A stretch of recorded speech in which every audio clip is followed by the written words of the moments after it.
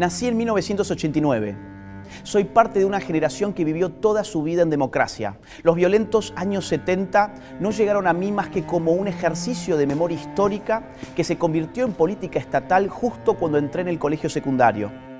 En la práctica, esta política funcionó como un proceso de destrucción de la verdad histórica con fines partidarios, ideológicos y económicos.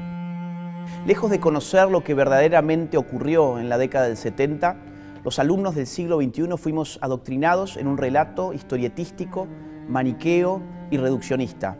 Si la teoría de los dos demonios ya era en sí misma reduccionista, dado que le salvaba el pellejo a la casta política, responsable primero de impulsar el terrorismo y después de promover la represión ilegal, la primera década del siglo XXI conoció la teoría del demonio único. La teoría del demonio único dice más o menos así: el horror de la década del 70 empieza un 24 de marzo de 1976, día en que las Fuerzas Armadas encabezan un golpe de Estado, poniendo en marcha un plan de aniquilamiento de jóvenes idealistas que luchaban por un mundo mejor, dejando como saldo 30.000 desaparecidos. Esta era toda la historia que nos contaban en el colegio. Pero a mí algo no me cerraba. Me parecía que al relato le faltaban partes. Me parecía que la historia que me estaban vendiendo estaba sesgada e incompleta. Por eso, a mis 15 años, decidí empezar a investigar por mi propia cuenta. Accedí a numerosa bibliografía, recorrí hemerotecas y me entrevisté con protagonistas de la época, y así pude conocer mejor nuestro pasado. Mientras hacía esto, era notorio en el colegio que a la mayoría de mis profesores no les agradaba que un simple alumno pusiera en crisis la teoría del demonio único que ellos tanto se esforzaban por instalar.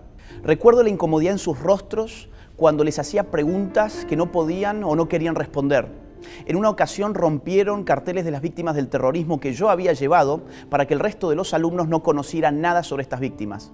En otra ocasión llegaron a sugerirme que si no aguantaba el adoctrinamiento, me cambiara de colegio.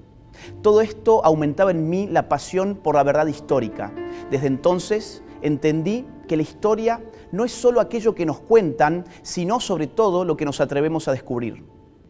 En realidad, el horror de los años 70 fue parte del contexto de la Guerra Fría, en el que los Estados Unidos y la Unión Soviética, las dos superpotencias de la época, se enfrentaron de forma indirecta a través de sus respectivas áreas de influencia. Nuestra América Latina, en particular, fue el escenario de conflictos armados internos entre organizaciones terroristas y guerrilleras que respondían a los ideales del socialismo, por un lado, y por otro lado, las Fuerzas Armadas de los respectivos países que protagonizaron golpes de Estado en toda la región.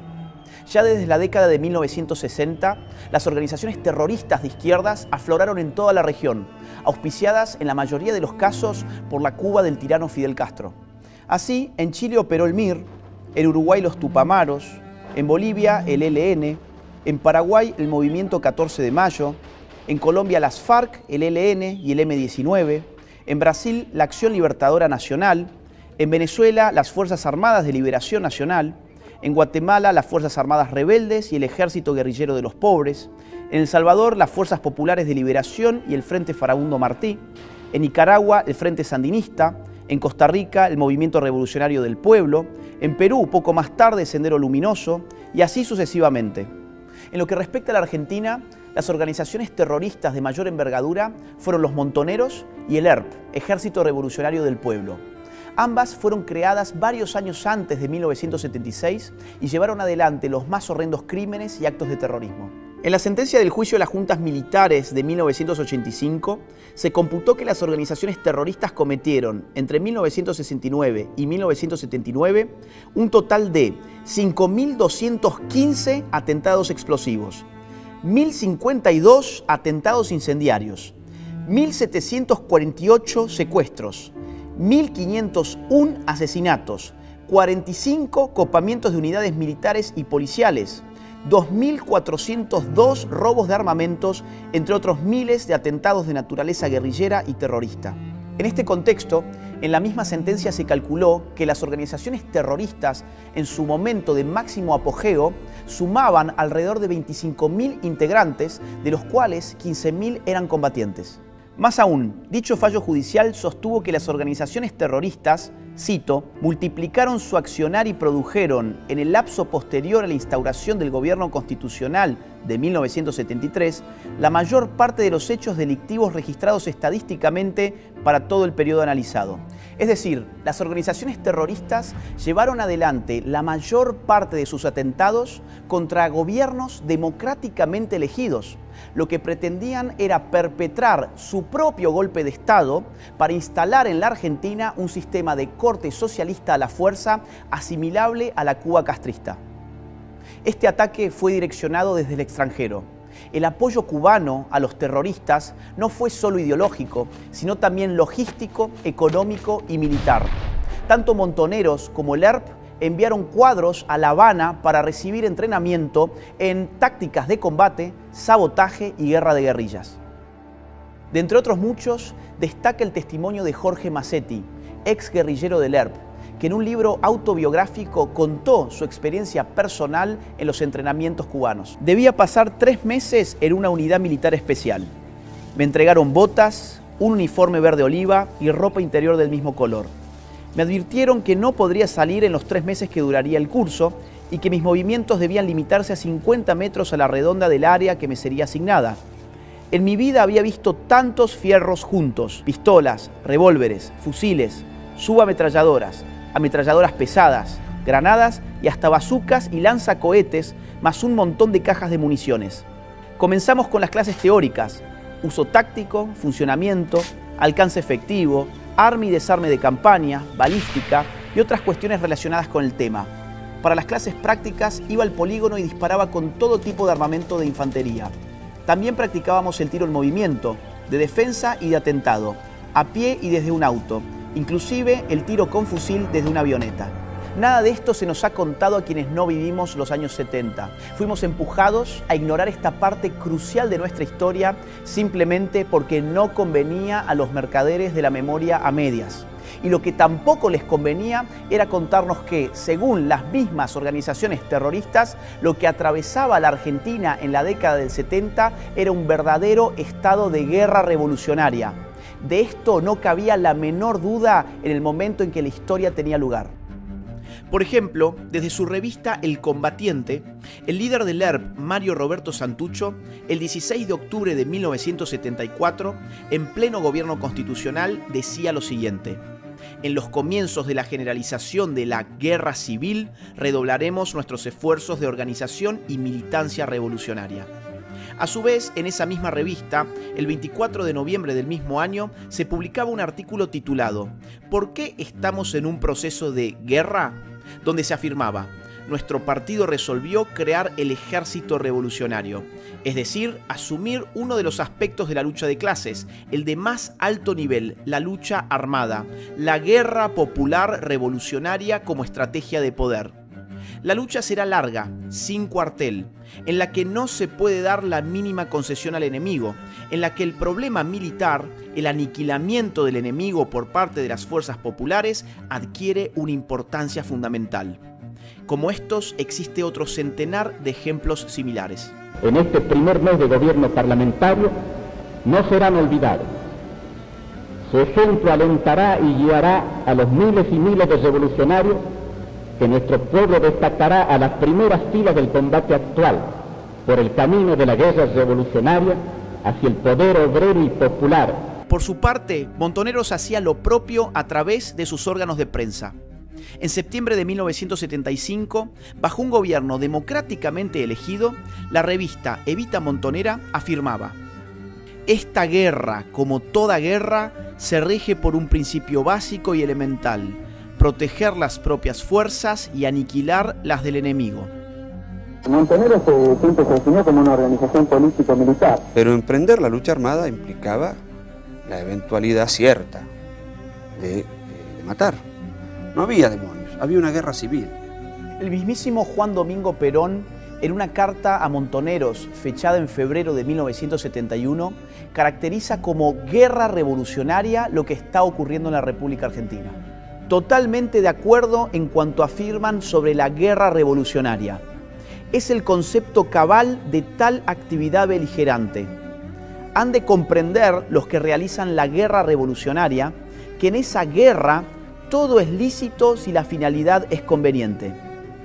Ya en 1974, a través de otra carta, esta vez dirigida a los militares del Regimiento de Azul que había sido atacado por los terroristas, Perón calificó a estos últimos como psicópatas, a los que hay que exterminar uno a uno para el bien de la República. Por cadena nacional, Perón habló a todos los argentinos y dijo que había que aniquilar cuanto antes este terrorismo criminal. El lenguaje bélico es patente. Mientras los hechos se desarrollaban, los protagonistas hablaban y actuaban sabiéndose parte de una guerra revolucionaria. Por eso, tras el retorno de la democracia, incluso en la sentencia del juicio a las juntas militares de 1985, se reconoció lo siguiente. En consideración a los múltiples antecedentes acopiados en este proceso y a las características que asumió el fenómeno terrorista en la República Argentina, cabe concluir que dentro de los criterios clasificatorios que se vienen de expresar, este se correspondió con el concepto de guerra revolucionaria. Sin embargo, los promotores de la teoría del demonio único han negado la existencia de una guerra en la Argentina de los 70. Para ello, han acusado a quienes describen como un conflicto bélico lo ocurrido en aquel periodo de intentar justificar los horrores cometidos por las Fuerzas Armadas. No obstante, la realidad es exactamente la opuesta. Quienes han negado la guerra revolucionaria lo han hecho con el propósito de borrar de la historia los horrores cometidos por las organizaciones terroristas y para eliminar de la memoria colectiva a sus víctimas. La historia debe contarse completa o se convierte en un instrumento de manipulación política. No hay tal cosa como una verdad a medias. La omisión de lo necesario es tan grave como la afirmación del error. Si borraron de la historia las atrocidades de las organizaciones terroristas, también se encargaron de ocultar el hecho de que los métodos ilegales de represión estatal comenzaron durante el gobierno democrático anterior al 24 de marzo de 1976. En efecto, durante la presidencia de Juan Domingo Perón, se creó y empezó a actuar la AAA, una organización paramilitar vinculada al gobierno que secuestró y asesinó a cerca de 500 personas. Además, en febrero y en octubre de 1975, el gobierno de María Estela Martínez de Perón ordenó, por medio de 2 decretos del Poder Ejecutivo, las operaciones militares y de seguridad que sean necesarias a los efectos de aniquilar el accionar de los elementos subversivos, primero en Tucumán, provincia dominada por el ERP, y luego en todo el país. Por entonces ya era frecuente que los órganos de prensa de los terroristas denunciaran métodos de represión ilegal como la técnica de la desaparición forzada de sus integrantes.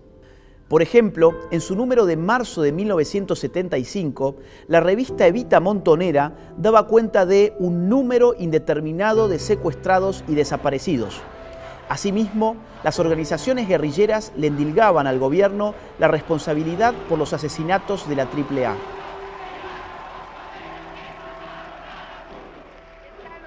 Hay que recordar que la CONADEP, la Comisión Nacional creada tras el retorno de la democracia para investigar la represión ilegal del Estado, contabilizó en su libro Nunca Más varios cientos de desaparecidos en los meses previos al 24 de marzo de 1976.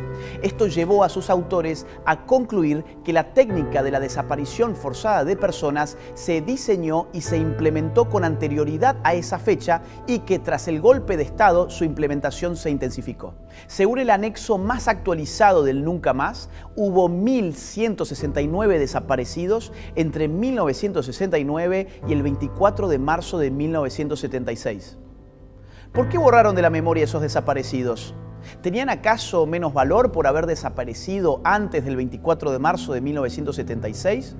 Más aún, ¿de quién son responsabilidad esos desaparecidos? ¿A quienes quisieron proteger? Aquellos que nos dijeron que el drama de los 70 había empezado un 24 de marzo de 1976 y que no debíamos mirar hacia atrás de esa fecha. Tras el golpe de Estado del 24 de marzo de 1976, la horrorosa represión ilegal continuó y se intensificó. Las ejecuciones, las torturas, las desapariciones fueron parte de la metodología empleada. Por intereses políticos, ideológicos y económicos, los partidarios de la teoría del demonio único decidieron no ajustarse a los números que surgían de las investigaciones realizadas desde la vuelta de la democracia, sino que se empecinaron con instalar la consigna de los 30.000 desaparecidos. ¿Pero cuál fue el origen de esta consigna? Luis Labraña, el ex guerrillero que confesó públicamente haber inventado la cifra, dijo que lo hicieron porque necesitaban inflar la cantidad de desaparecidos a los fines de conseguir mayores apoyos en Europa. Se determinó un número, y alguien dijo 30.000, fui yo. Pero el negocio del setentismo, propiamente dicho, se inauguró tras el retorno de la democracia. Solo en concepto de indemnizaciones, muchas de ellas de dudosa legitimidad, le hicieron al Estado argentino desembolsar 2.111 millones de dólares hasta el 30 de noviembre del 2015. A esto hay que sumarle los negociados de los autodenominados organismos de los derechos humanos con el Estado, que en realidad funcionaron como estructuras de poder político de los gobiernos de turno. Desde universidades de mentira hasta constructoras fraudulentas de casas que nunca se hicieron, la corrupción afloró por doquier. Estos organismos no solo fueron financiados con recursos del Estado, sino que también sirvieron como usinas de adoctrinamiento y como trampolines políticos para sus dirigentes. Mientras tanto, las víctimas del terrorismo nunca recibieron reparaciones ni reconocimiento alguno. El resultado fue un modelo de impunidad selectiva en el que algunos cobraban millones y los otros ni siquiera tenían derecho a la memoria. Regresando a la cifra de los 30.000 desaparecidos, lo cierto es que jamás surgió de ninguna investigación. En su informe publicado en 1985, la CONADEP contabilizó 8.961 desaparecidos para todo el periodo estudiado. A su vez, el último relevamiento de la Secretaría de Derechos Humanos, realizado en el año 2015 en el marco del Registro Único de Víctimas del Terrorismo de Estado, arribó a un total de 6.348 desaparecidos y 952 ejecutados a la luz pública. Sumados, dan 7.300 casos entre desaparecidos y ejecutados. Siempre me pareció inadmisible que existiendo investigaciones oficiales llevadas adelante y actualizadas bajo gobiernos democráticos, se nos hubiera impuesto una suerte de obligación moral de mentir. Vaya locura, una obligación moral de aferrarnos a la mentira cuando en realidad lo que la historia exige es la verdad. Otra vez nos dijeron que si no repetíamos ni convalidábamos el número 30.000, eso era porque pretendíamos negar los horrores de la represión ilegal.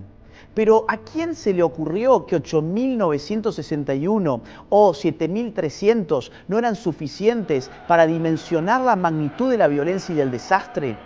¿A quién se le ocurrió que no eran suficientes para decir nunca más? ¿A quién se le ocurrió que esos números por sí solos no causaban escozor? La historia debe ser completa y rigurosa. No está bien borrar de un plumazo a las organizaciones terroristas con el fin de instalar la teoría del demonio único. No está bien ocultar la situación de guerra revolucionaria que vivía la Argentina de los años 70. No está bien disimular el hecho de que la represión ilegal y la técnica de desaparición de personas comenzaron antes del 24 de marzo de 1976. No está bien negar a las víctimas cuando son de un lado e inflarlas cuando son del otro. No está bien inventar cifras con propósitos efectistas. Las generaciones que no vivimos los años 70 queremos conocer la historia de manera completa, integral, respetuosa, sin revanchismos, sin anteojeras ideológicas y sin conveniencias políticas y económicas que la ensucien y la distorsionen. Además, queremos hacerlo en libertad. No aceptamos ninguna clase de censura. No le reconocemos validez a ningún dogma escondido tras la tiranía de la corrección política. Queremos ser libres de conocer nuestra historia. Es la única forma que existe de aprender del pasado y no repetirlo nunca más. Una sociedad que se aferra a la mentira no puede construir un futuro en libertad. Este 24 de marzo rompamos con el relato impuesto y reivindiquemos nuestro derecho a conocer la verdad completa.